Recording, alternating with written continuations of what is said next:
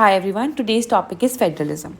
Firstly, we should be very clear with the meaning of federalism. So, federalism means division of power between center and its states.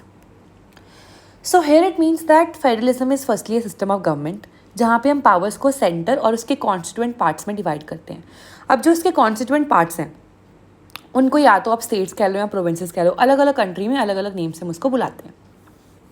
Federalism में dual polity होती है, मतलब एक institutional mechanism है जहाँ पे हम अकोमोडेट करते हैं टू सेट्स ऑफ पॉलिटी को, एक सेंटर में और एक स्टेट में. और जो फेडरलिज्म है ये फोइडस वर्ड से आता है जिसका मतलब है लैटिन में agreement. Now I will give you an example how we are saying that federalism is an agreement. X Y and Z तीन स्टेट्स थे, इंडिपेंडेंट थे, सॉवरेन थे. एक बहुत ही बड़ा स्टेट था जो टाइम एंड अगेन ए पे अटैक करता था और उस एक्स वाई जी पे अटैक करता था और उनको अपनी कॉलोनी बनाने की कोशिश करता था.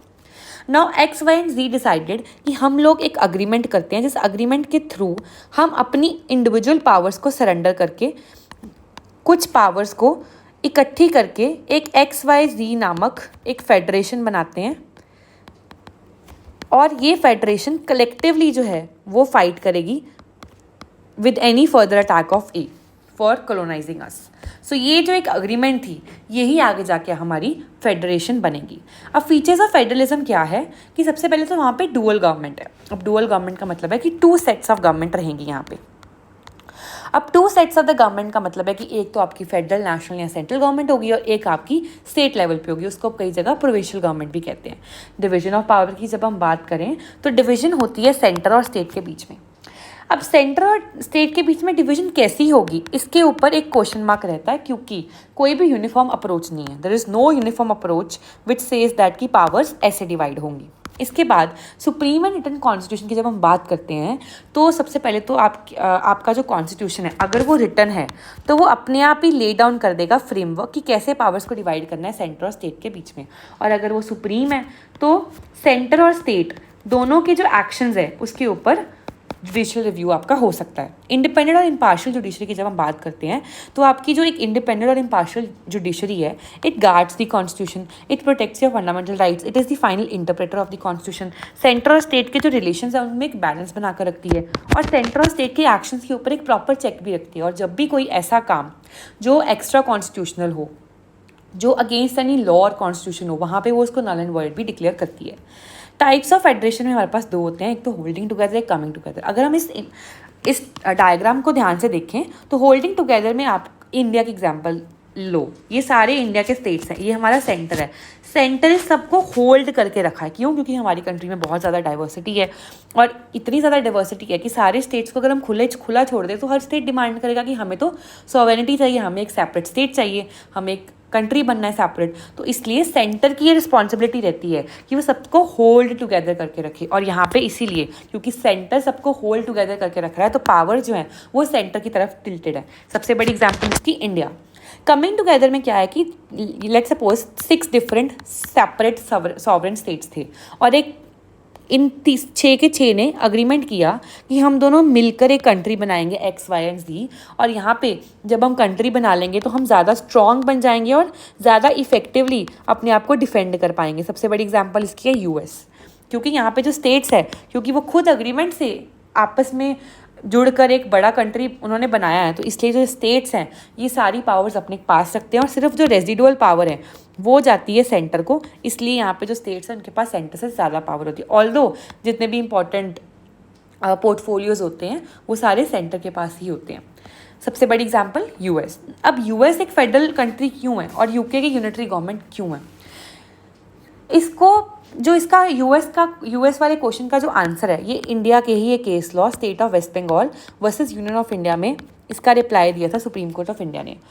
Honourable supreme court of India ने ये हेल्ड किया था इसमें कि एक true federal form of government वो होती है जो एक अग्रीमेंट के थ्रू आई होती है, जो एक कॉन्ट्रैक्ट के थ्रू आई होती है. जैसे अमेरिका है, that is the American federation is what, it is an agreement between various independent and sovereign units where they have surrendered partially their authority. अब पूरी अथॉरिटी नहीं वो सरेंडर करते, पार्शली वो अपनी अथॉरिटी को सरेंडर करते हैं। अब क्यों सरेंडर कर रहे हैं? क्योंकि उनका भी कॉमन इंटरेस्ट था, उनके ऊपर बार बार ब्रिटेन जो था अटैक करके उनको कॉलोनाइज कर रहा था और बहुत सारी हार्डशिप सफ़र कर रहे थे नेटिव अमेरिकन, तो उनका एक कॉमन इंटरेस्ट था। और उन्होंने यूनियन में कुछ पावर्स वेस्ट की, कुछ उन्होंने खुद पावर रखी, और जनरली जो रेजिडुअल पावर्स है वो उन्होंने यूनियन को दी। अब फेडरल सिस्टम ऑफ यूएसए आपका एक ओल्डेस्ट फेडरेशन है। अब यूके में यूनिटरी गवर्नमेंट क्यों है? क्योंकि वहाँ पे एक सिंगल एंटिटी ही है जो सुप्रीम है, और वो क्या है? यूके की पार्लियामेंट।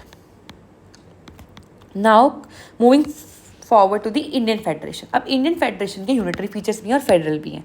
सबसे पहले अगर हम यूनिटरी फीचर्स को देखें कि जो पार्लियामेंट है ना वो स्टेट्स की बाउंड्रीज को ऑल्टर कर सकती है। कई बार तो एक पूरे के पूरे स्टेट को वो एक्सटिंग्विश ही कर सकती है मैप से। हमारी एक इंडिपेंडेंट और इंटीग्रेटेड जुडिशरी है जो बैलेंस बना के रखती है division of power between centre and state के बीच में। और अगर कोई भी एक्शन सेंटर या स्टेट करता है जो कॉन्स्टिट्यूशन के अगेंस्ट है तो वो जुडिशियल रिव्यू से उस एक्शन को नल एंड वॉइड भी डिक्लेयर कर सकती है। देन आपका आर्टिकल 352, 356 और 360 जो कि एमरजेंसी प्रोविजंस हैं वो बहुत सारी पावर्स सेंटर को देती हैं अंडर आर्टिकल 353, 354, 357 एंड 360, जिसके अंडर सेंटर जो है उसके पास स्टेट से ज़्यादा पावर्स ऑटोमेटिकली आ जाती है। और इवन सर्टन केसेस में तो सेंटर स्टेट लिस्ट के कुछ मैटर्स के ऊपर लॉ भी बना सकता है। अब जो आपकी पावर है कॉन्स्टिट्यूएंट पावर है पार्लियामेंट की, अगर हम 3 लिस्ट की बात करें, यूनियन, स्टेट और कॉन्ग्रेंट लिस्ट, 3 लिस्ट में लेजिस्लेटिव पावर जो है वो डिवाइडेड है। कहीं भी कॉन्स्टिट्यूएंट पावर पार्लियामेंट नहीं शेयर करती स्टेट्स के साथ। आर्टिकल 275 की बात करें तो यहाँ पे ये आर्टिकल ये स्टेट करता है कि जो स्टेट्स को ग्रांट मिलेंगी वो ग्रांट्स यूनियन डिसाइड करेगा। तो यूनियन जहाँ पे मनी में अगर अपर हैंड है यूनियन का, तो जनरली भी इसका मतलब upper hand of union is there over the state. Article 380 हमारा जो कि फाइनेंस कमीशन की बात करता है, that is also tilted towards the centre. Article 370 which states that की जो नेट प्रोसीड्स ऑफ टैक्सेस हैं वो डिवाइड होंगे सेंटर और स्टेट के, और उनको डिवाइड कौन करेगा? सेंटर। अब अगर डिवाइड करने वाला ही सेंटर है तो इसका मतलब पावर भी सेंटर के पास ही ज़्यादा है। इसके बाद अगर हम फेडरल फीचर्स की बात करें तो हमारा रिटन कॉन्स्टिट्यूशन सबसे बड़ी एग्जांपल है। यूएस का रिटन कॉन्स्टिट्यूशन है वो फेडरल है, यूके का अनरिटन कॉन्स्टिट्यूशन है और वो फेडरल नहीं है। अब अग्रीमेंट जो है वो टर्म्स ऑफ ट्रीटी, अग्रीमेंट है टर्म्स ऑफ ट्रीटी है, वो एक्चुअली डिटरमाइन करता है कि कैसा कॉन्स्टिट्यूशन होगा। जैसे अमेरिकन स्टेट्स के बीच में जो अग्रीमेंट हुआ था, जिन्होंने अमेरिकन फेडरेशन बनाया था, उसने आके जाके डिटरमाइन किया कि अमेरिकन कॉन्स्टिट्यूशन में कैसे डिवीजन ऑफ पावर होगी सेंटर और स्टेट्स के बीच में।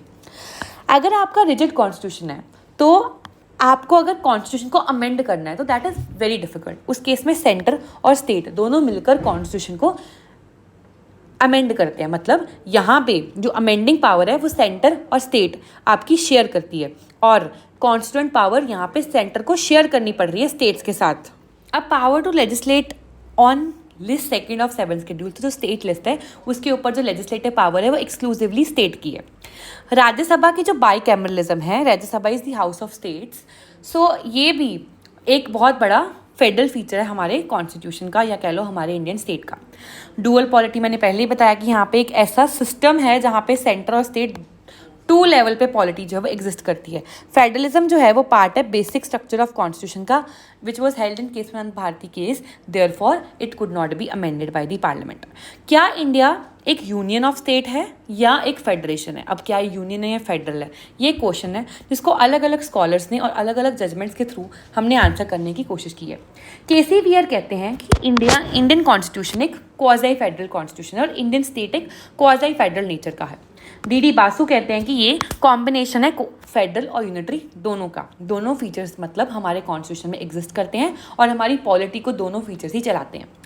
एक केस हुआ था बहुत ही famous, State of waste Bengal versus union of India. इस केस में हेल्ड किया था कि जो डिसेंट्रलाइजेशन है वो क्यों की इंडिया ने डिसेंट्रलाइजेशन क्यों अडॉप्ट की? क्योंकि हमें था कि हमारी गवर्नेंस स्मूथ चले। एक इतनी बड़ी कंट्री जिसका इतना बड़ा जोग्राफिकल एरिया है, डाइवर्स पॉपुलेशन है, different kind of economic situation है इंडिपेंडेंस के टाइम पे, कुछ स्टेट्स डेवलप्ड थे, कुछ अंडर डेवलप्ड थे, बहुत सारी माइनॉरिटीज़ हैं, बहुत सारे स्केड्यूल्ड ट्राइब्स के एरियाज़ हैं, स्केड्यूल्ड एरियाज़ हैं। इस सारे जोग्राफिकल कंडीशंस में हमने प्रॉपर्ली अगर गवर्नेंस करनी है तो you need federation, but centralising features भी साथ में कॉन्स्टिट्यूशन में गिवन है। तो स्टेट ऑफ वेस्ट बंगाल भी दोनों की बात करता है कि फेडरेशन भी है और यूनिटरी भी है। अब SR बोमई की केस की अगर हम बात करें तो इन्होंने एक कंक्लूडिंग रिमार्क दे दिया कि इंडिया मोर क्वाज़ी फेडरल है देन मेयरली फेडरल और यूनिटरी। तो इस केस में कोर्ट ने हेल्ड किया कि अगर हम कहें कि हमारा जो इंडियन पॉलिटी है वो सिर्फ फेडरल है, वो भी गलत है। अगर हम कहें कि वो सिर्फ यूनिटरी है, वो भी गलत है। ये दोनों का एक कॉम्बिनेशन, यहाँ कह लीजिए ये मोर क्वाज़ी फेडरल है। कंक्लूजन क्या है कि हमारा जो कॉन्स्टिट्यूशन है, हमारा जो पॉलिटिकल स्ट्रक्चर है, ये फेडरल है, एक स्ट्रक्चर है। मतलब हमारा कॉन्स्टिट्यूशन फ्रेमवर्क को लिस्ट कर रहा है, उसी फ्रेमवर्क को प्रॉपरली ग्राउंड पे इम्प्लीमेंट भी किया जा रहा है। तो मतलब जो ढांचा है वो फेडरल है, पर जो उसमें स्पिरिट है वो यूनिटरी इन नेचर है। Thank you very much.